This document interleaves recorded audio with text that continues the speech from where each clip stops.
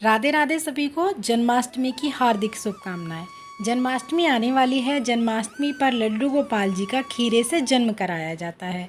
अगर आपके लड्डू गोपाल जी छोटे हैं फिर तो कोई बात नहीं है, लेकिन अगर आपके लड्डू गोपाल बड़े साइज़ के हैं तो फिर आप लड्डू गोपाल जी का खीरे से जन्म कैसे कराएंगे। यहाँ पर अगर आपके लड्डू गोपाल जी बड़े साइज़ के हैं तो आप साथ में फूल ले लेंगे और साथ में ही हमें खीरा ज़रूर ले लेना है। और उसके बाद में हमें एक बर्तन ले लेना होगा। आप बर्तन की जगह टोकरी भी ले सकते हैं। बर्तन अगर आप ले रहे हैं तो इतना बड़ा लीजिएगा कि आपके लड्डू गोपाल जी उसमें आराम से बैठ जाएं अथवा लेट जाएं। आप चाहें तो नया बर्तन भी ले सकते हैं या फिर पुराना बर्तन भी घर का साफ करके ले सकते हैं। आपने जो भी बर्तन लिया है उसे हम अच्छे से साफ कर लेंगे और उसमें हम चंदन से स्वास्तिक बना लेंगे। स्वास्तिक का चिन्ह जो होता है बहुत ही शुभ माना जाता है और स्वास्तिक का चिन्ह जो हमारे हिंदू धर्म में बहुत ही अधिक मान्यता रखता है।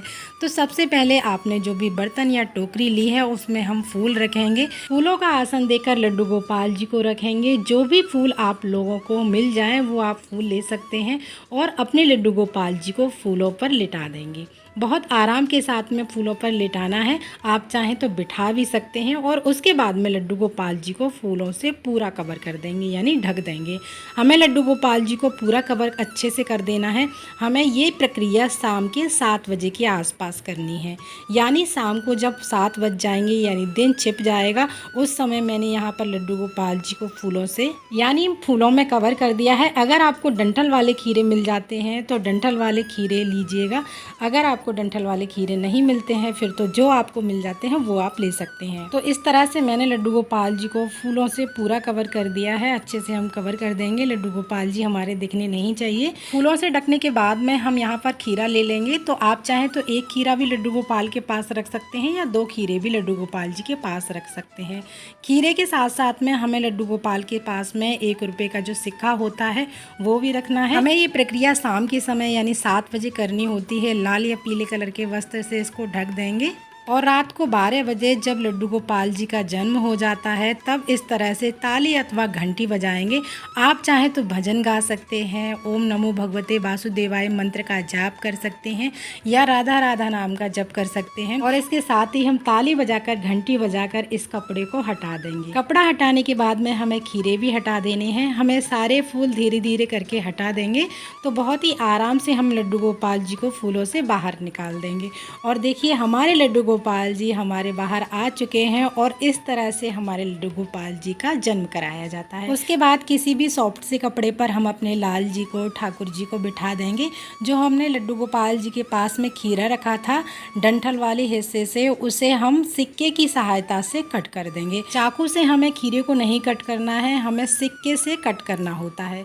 इस तरह से क्लॉकवाइज घुमाते हुए सिक्के से हम डंठल को खीरे से अलग कर देंगे। इसे नाभि छेदन कहा जाता है। जो ये डंठल वाला हिस्सा है खीरे का, उसे हम किसी भी गमले में अथवा मिट्टी में दबा देंगे। आप तुलसी के पौधे में भी दबा सकते हैं। जो खीरे बचा हुआ है उसे हम प्रसाद के रूप में सभी घर के सदस्यों में बांट देंगे। तो इस तरह से जन्म कराया जाता है। अब इसके बाद लड्डू गोपाल जी को हम पंचामृत स्नान कराएंगे। पंचामृत स्नान कराने के लिए दूध, दही, घी, शक्कर, शहद, 5 चीज़ों को मैंने यहाँ पर ले लिया है। आप चाहें तो अलग अलग इन चीज़ों से स्नान करा सकते हैं या 5 चीज़ों को एक ही जगह मिलाकर भी आप पंचामृत स्नान करा सकते हैं। लड्डू गोपाल जी को स्नान कराने के लिए आप कोई भी बर्तन ले सकते हैं। उसमें हम तुलसी दल रखकर लड्डू गोपाल जी को विराजमान करेंगे और पंचामृत स्नान कराएंगे।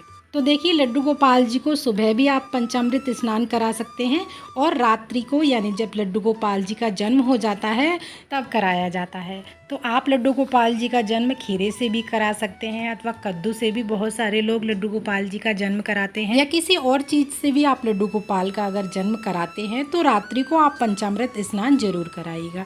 या अगर आपने लड्डू गोपाल जी को सुबह पंचामृत स्नान नहीं कराया है तो रात्रि को आपको लड्डू गोपाल जी को पंचामृत स्नान अवश्य कराइएगा।